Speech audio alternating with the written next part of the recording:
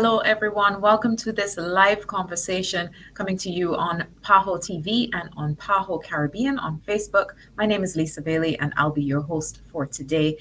This is a live conversation all about the ongoing Caribbean Congress on Adolescent and Youth Health in Jamaica right now, running from today until the 22nd of October. So, what is the Congress? It's a unique event which focuses on the health of young people in the Caribbean region. Now, the first Congress took place in October 2019 in Trinidad and Tobago. It was the first event of its kind, and it was hailed by many as a resounding success. However, COVID came. So we did not have a Congress in 2020 and 2021, but we are back in 2022, building back better, advancing and safeguarding the health and well-being of adolescents and youth in the Caribbean.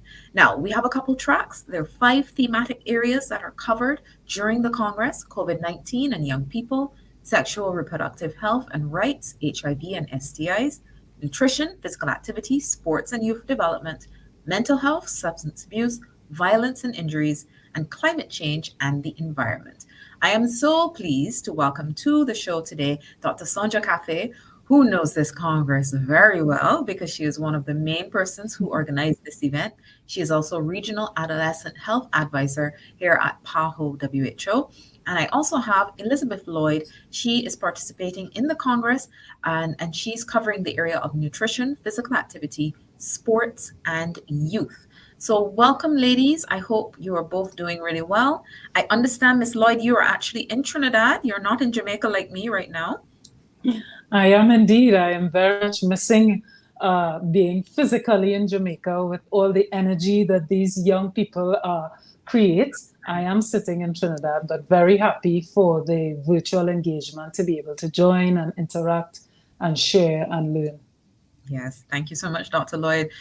We know this hybrid world very well now. We know how to engage online and also in person, but nothing beats being in person, right, Dr. Cafe? Exactly, exactly. Yes.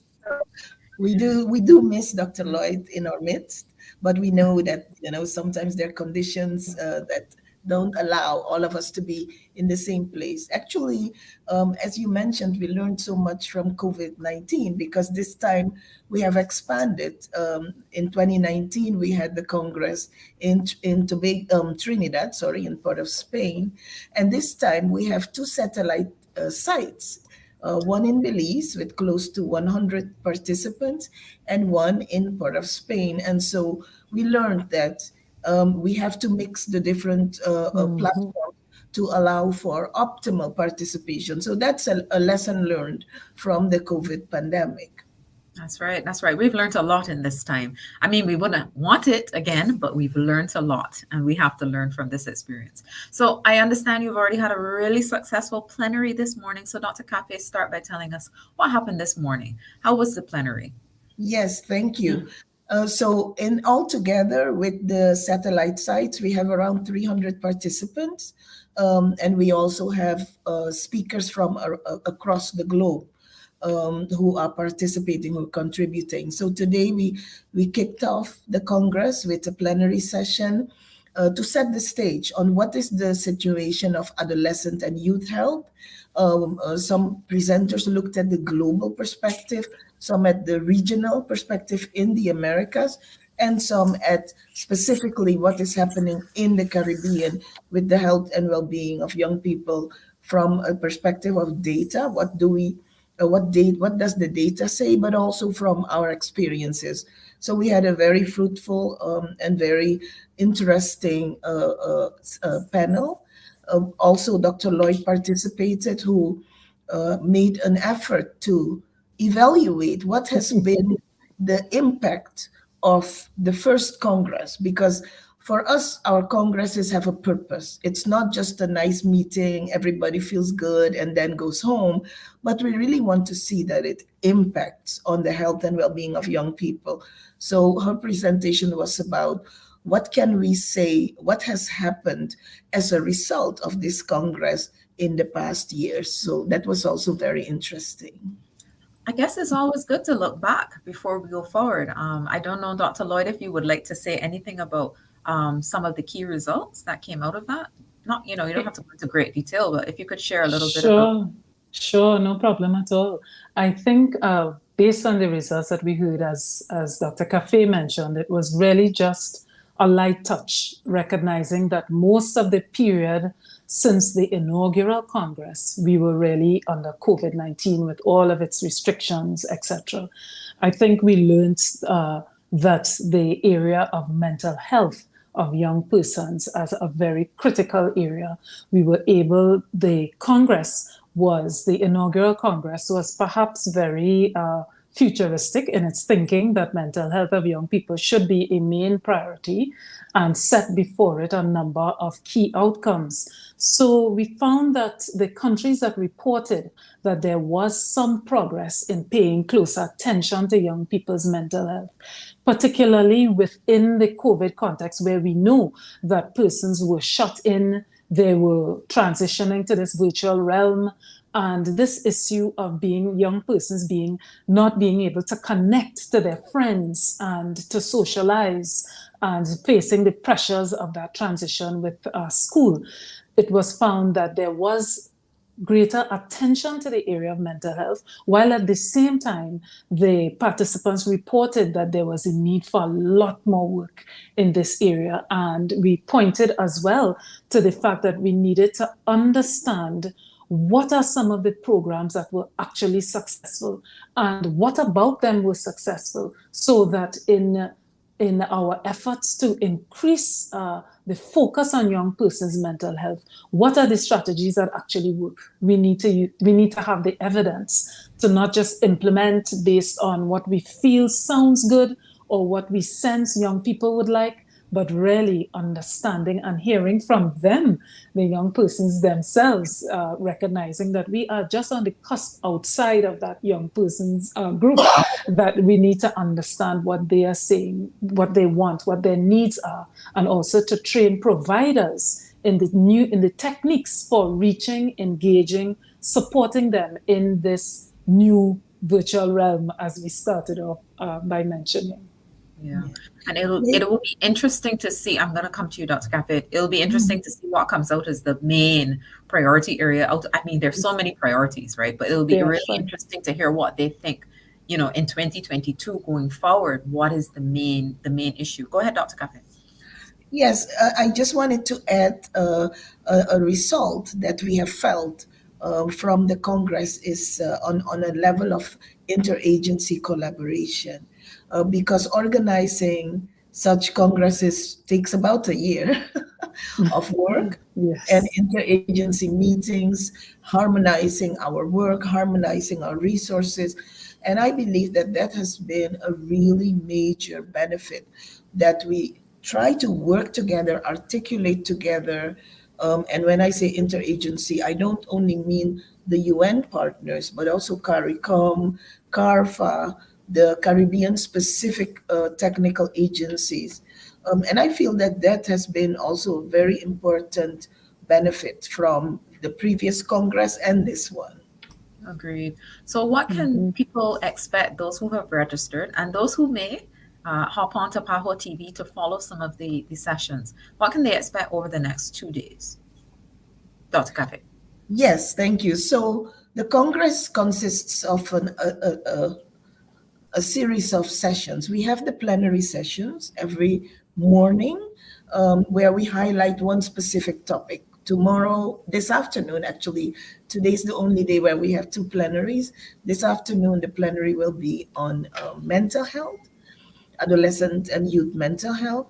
And then tomorrow, we go into the issue of sexual reproductive health with the focus on comprehensive sexuality education.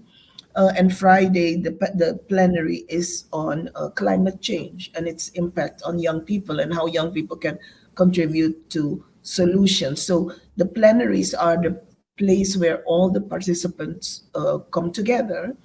And then we have what we call parallel sessions, where alongside the tracks that you mentioned at the beginning of this program, we have received abstracts because we went through a process of requesting abstracts on studies that people have done, specific work that was implemented in the Caribbean. And so we have those parallel abstract sessions also throughout the Congress. And then the third element is skills building workshops. Those are much more hands on and practical, where we highlight specific issues. For instance, there is one that looks at clinical updates in adolescent medicine. There is another one that looks at digital solutions. And so we have a range of skills building workshops that also happen throughout the agenda. We don't forget the fun, because today, at the end of the day, in the evening, we have the official opening ceremony with high level officials from Jamaica, but also some art and some music. And then tomorrow we have a cultural night that's led by the young people. So we try to come up with an agenda that is balanced, where there is learning, where there is interaction, and also some fun. Sounds wonderful. Now, you mentioned that you are trying to highlight these different tracks in different ways, and we are doing that through these live conversations. So today we're going to talk a bit about sexual and reproductive health and rights, and also Dr. Lloyd is going to talk about obesity and hypertension and diabetes, and the need for activity even at a young age. So let's start with sexual and reproductive health, and we'll also talk about mental health as well. As it relates to sexual and reproductive health, Dr. Cafe, what are some of the challenges facing Caribbean youth? Yes, thank you. Unfortunately, there's still quite a bit of challenges. In the data we presented this morning, we could see that overall in the Caribbean, there has been a downward trend between the year 2000 and 2019 in adolescent pregnancies. Of course, we are still to see what the impact of the COVID-19 pandemic has been over the past years. The data is not yet available, but there was a downward trend on the level of the Caribbean, but not in all the countries. We still have some countries in the Caribbean that really score at the high end of adolescent fertility. So that's really an issue that needs to be addressed. During the Congress, we have a few things that we will highlight. The whole issue of comprehensive sexuality education. As I mentioned, tomorrow there's a very interesting roundtable with adults as well as young people, looking at how can we finally overcome these barriers that limit young people's access to reliable sexuality education, because that's the basis, that's where it starts. But beyond sexuality education, we will also speak about health services, because not all young people, some young people are sexually active. And those who are sexually active, they deserve care to prevent unwanted pregnancies, which can include contraceptives, etc., protection against violence, those types of things. And so the young people in the Caribbean really do have a lot of barriers when it comes to sexual and reproductive health that we do need to address. Some have to do with their age, the laws that are limited, but others also have to do with limited access to quality health services. And what would you say we want? And Dr. Lloyd, you can jump in here as well. What do we want the young people to do? Is it that we're trying to make them aware so that they too can advocate for these services? What is it that we want out of raising awareness about these issues? Anyone can take that one. Yes, Is it more about, sure. go ahead. Yes, I think one of the golden opportunities of this Congress, given the range of participation, as Dr. Cafe mentioned, there's also virtual engagement, not only with the large numbers of persons who've gathered in Jamaica, but also in Belize and Trinidad and Tobago. I think one of the standout opportunities is really Yeah, Dr. Lloyd is sticking a little bit there. Mhm. Are you back, Dr. Lloyd? Ah, she's buffering. Are you back, Dr. Lloyd? Okay, you're muted now. I'm not hearing you. Dr. Lloyd, you're muted. If you could just unmute for us, or maybe it's a connection problem. Dr. Lloyd, are you hearing us? Because we can't hear you. Are you muted? Let's see. You're not muted. Okay. Dr. Lloyd, could you speak again? Let me make sure that we can hear you. I don't think she's hearing us. Can you hear me, Dr. Cafe? Yes, I can hear you very well. Okay, Dr. Lloyd, I'm not hearing you, so maybe you can try again to speak to me. Let's see if you can hear me and I can hear you. But maybe we can go ahead now and talk about COVID-19 because I was just going to come to Dr. Lloyd to talk about physical activity. What are you hearing from she's not hearing us anymore. What are you hearing, Dr. Cafe, as it relates to the impact of COVID-19? I mean, you haven't seen young people together face to face since the pandemic. What are you hearing from them? Was there any discussion around that this morning? There was a part of a presentation on that, and yes, we had a youth speaker who also touched on the whole issue of the isolation and the anxiety that young people experienced for prolonged periods of time. That impacted not only their mental health but also their schooling, their education, their future perspectives.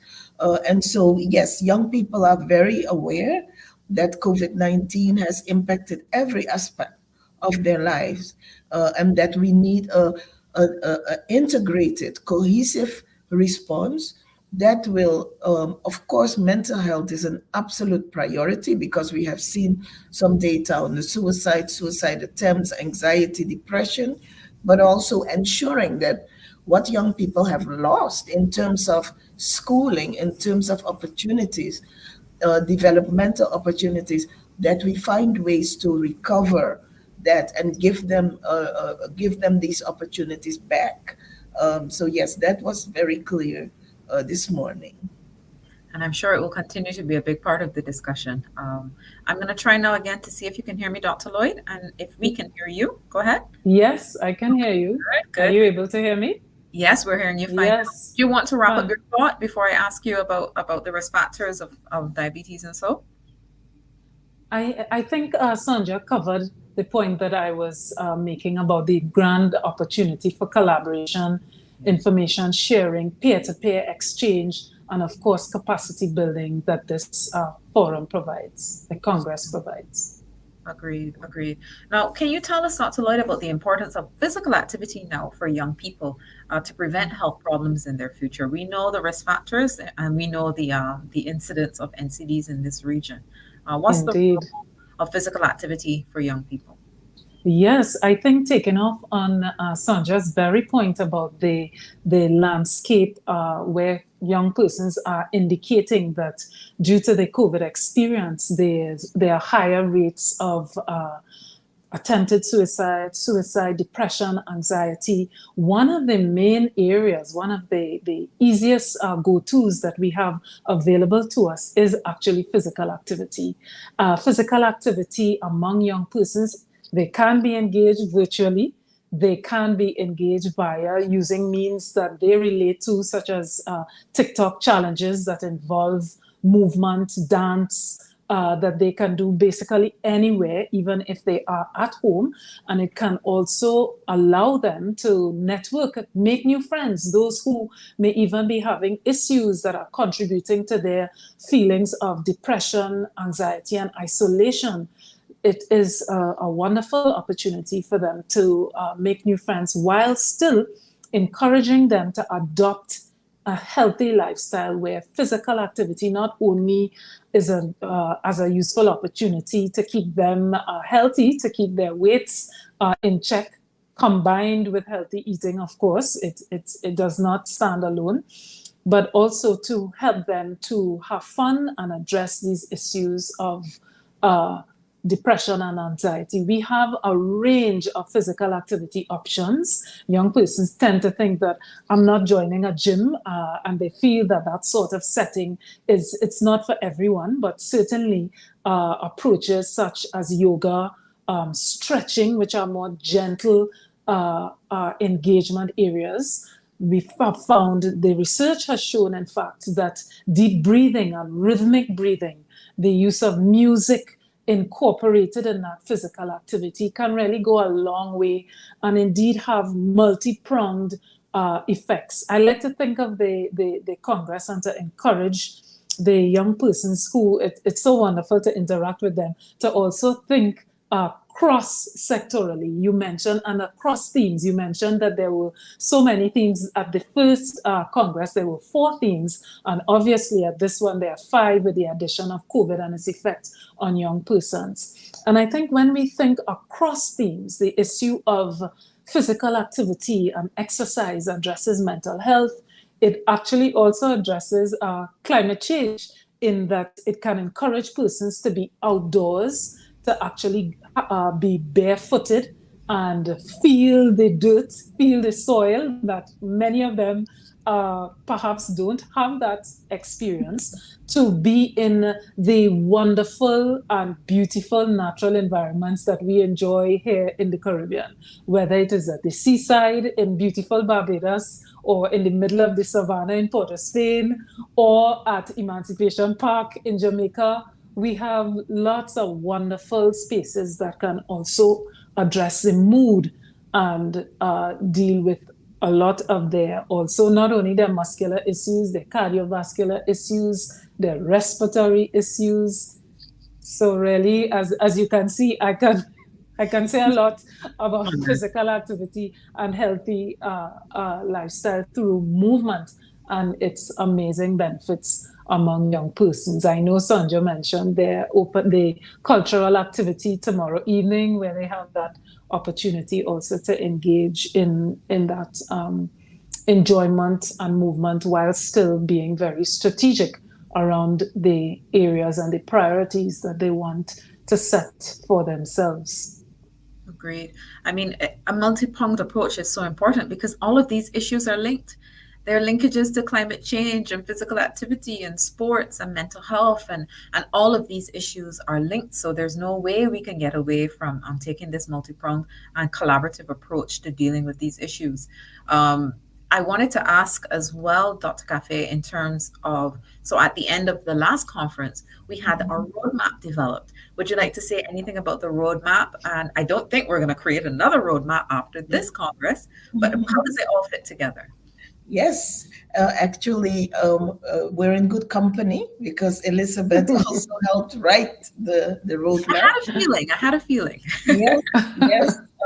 So we had, at the end of the last Congress, the 2 concrete products were a call to action articulated by the young people, where they are committing themselves to certain actions and also challenging their governments to certain action. And in the extension of that, a roadmap that tried to capture all the discussions and the results and the priorities and say, hey, what are the things that we say we need to work on first? And also a section that is very interesting that says, how do we know that we have gotten there, that we reached those targets? And so the roadmap, it was at the end of the day published as a CARICOM document, which is great because then it's really carried by the Caribbean, but all the participating partners, PAHO, UNICEF, UNFPA, all of them contributed. And so the roadmap has been used, and that's nice. That's really good to hear that it has been used as a guideline. And we are trying to also use it as a monitoring tool. I was very happy this morning when the youth speaker on our panel this morning, he quoted a lot from the roadmap. He Yes, did, yes. didn't have to remind him that there was a roadmap. Indeed. Roadmap and said, hey, we committed to this, and this is still relevant. This is still relevant. So no new roadmap because it's very relevant. it might be a little low on the whole issue of COVID-19 because it was pre-pandemic, but I think it's very relevant. So what we are hoping to have is a final document, a smaller document that serves as the bridge between the roadmap and where we are today. I think that makes perfect sense. I think it's also a good time for us maybe to talk about that call to action. So, what is the message that you want to share? I'll go to you first, Dr. Lloyd, as a action to improve health of young people in the Caribbean. From your side, Dr. Lloyd. Indeed, I think when I think back to the repeated and resounding calls based on the engagement of young persons, we heard that they were very in tune with the priority areas of the Congress. They were very supportive and they were very clear thinking of the strategies that needed to be implemented. I think the one aspect that we really want to stress, and they continue to engage us on, is their full engagement. Through not only bringing them to the table, but also through, I would add, true mentorship, coaching, guidance, and sort of integrating them into all of the activities and actions. They also, through their own Caribbean Regional Youth Council and the Caribbean Youth Ambassadors Program, have their own mechanisms by which to continue to coordinate and collaborate and actually move that needle. Because I was quite happy to hear Sandra indicate that there's not going to be a new roadmap. There's still a lot of work to be done. And the existing roadmap actually has, in my engagement in looking at how far have we gotten, there was a sense that we really set the bar high. The audience, the participants at that first roadmap really set the bar high in terms of what they wanted. So from an M&E perspective, a monitoring and evaluation perspective, in order to achieve those roadmap outcomes, there is the need for quite a bit of effort around evidence-informed strategies, around cross-sectoral and collaborative action, the continued effort of all the international and regional and indigenous agencies and entities that we have at the table that Sandra identified earlier. There is a need for that continued collaboration and coordination if we are in 2 years' time, after doing another look back and review, incorporating the lessons learned and indeed the opportunities that COVID-19 presented, that we can look back and have a more solid feedback on where we are at, and we are actually able to move the needle, as I like to say, in terms of moving from activities to achieving outcomes, and then seeing that reflected in the impact indicators that PAHO and other agencies do such a great job of reporting and reflecting back to us in terms of where we are as a sub-region in some of these targets and impact areas around youth and adolescent health.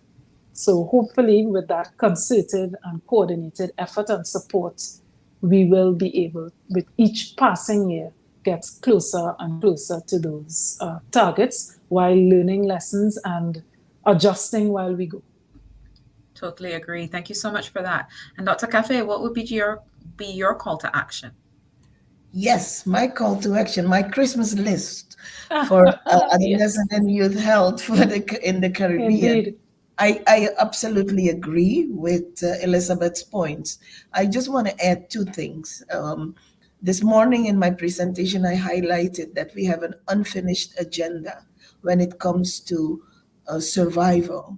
We still have too many young people dying from preventable causes: violence, homicides, suicides, and land traffic fatalities. In some countries in our region, and I'm from Suriname, we have that as a major issue. Every day, young people die in traffic, and these are preventable causes. And so those are the leading causes of death. in the Caribbean for young people from 10 to 24. And I think we have to get serious about that. Every death, every preventable death is a missed opportunity for a life full of promise. So I think the evidence is there. We know what works, but somehow we're not getting it. We're not getting our act together on country level, on local level. So that's one of the my two priorities, to address the unfinished agenda of survival. And then the second one is that some of the things that Elizabeth touched on, the whole issue of the interconnectedness of a integrated, holistic approach towards adolescent health and well-being. Because sometimes we complain that governments do not invest enough in adolescent health, and I think that's absolutely true. But what is invested is often not strategic. And so I think if we are able to articulate better strategic, evidence-based action, even with the limited resources, we can accelerate progress. I'm just thinking we have only a few years left until we reach 2030. And then in 2030, all the countries will need to report on what we have done. And we don't want to be embarrassed. We want to be able to say, hey, we really made progress. And I think we can. We can, but we just need to get our act together. And so that would be my priority. Agreed. It's true. 2030 used to seem so far away. It's not that far away anymore. So we need to start thinking about that right now. So, Dr. Cafe, you have the last word. You gave the call to action, but I also want to give you an opportunity to maybe highlight, can people still register? Could they? Or do they just have to follow the plenaries live now on PAHO TV? People can still register, especially those who locally, who are local in Jamaica. They can still participate. We have this whole afternoon, we have tomorrow, we have Saturday.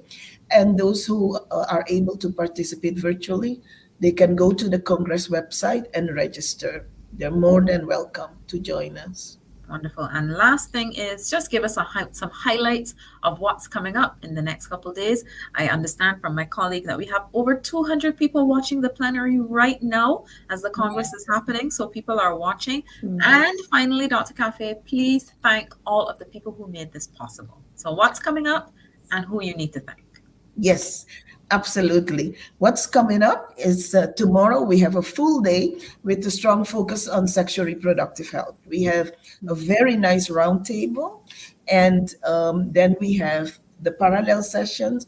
What is also interesting is that tomorrow we will have a special event on adolescent pregnancy prevention, because this week is also the Caribbean Adolescent Pregnancy Prevention Week.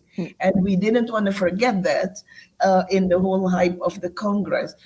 We had a special competition on with adolescents to give us their message on adolescent pregnancy prevention. And we had some very nice submissions from the Caribbean. So the idea is to highlight the Caribbean submissions tomorrow. And we will probably also have the patron of the Congress who will say some words in the context of the Adolescent Pregnancy Prevention Week. And then in the afternoon, we have our afternoon is dedicated to skills building workshops, and you will really regret if you miss those because we have 3 parallel skills building workshops that are really interesting. I even don't know which one I will because you cannot be in 3 places at the same time. So tomorrow afternoon is all practical workshops, and then of course we have the cultural night tomorrow evening. And I do want to, yes, I do want to thank, as you mentioned, all the people who made this possible. You yourself, Lisa, I know you were with us the whole, all the way in the planning. We have a range of partners, of organizations. We also had some donors who provided funding so we could give scholarships to young people, the Caribbean Development Bank, and some private donors, which always helps because young people have more difficulty to find the resources to pay their registration fee or to travel to the site. So we are very grateful to everybody who contributed and all the professionals like Elizabeth who were willing to make presentations to contribute to the agenda. It's really been a pleasure to work with everybody, and we look forward to continuing this tradition that is a little bit new, but we believe it's strong. Wonderful, wonderful. Well, at this point, I'm going to thank you both very much. I know you have to run back to work, Dr. Cafe and Dr. Lloyd, as you as well, as we continue to track the Congress on Adolescent and Youth Health coming to you live from Jamaica. 2 more days to go. I wish I could be there with you, but I'm with you in spirit, and I will continue to follow you online. So thank you very much. Thanks for being a part of our conversation today. Feel free to visit the Congress website. It's going to be in the chat. We'll put that in the chat for you so you can go online and see what's been happening. And I also will place that roadmap for you in case you never got a chance to take a look at the roadmap. So thanks so much for joining us. Continue to enjoy the rest of your day. Bye for now. Thank you. Bye.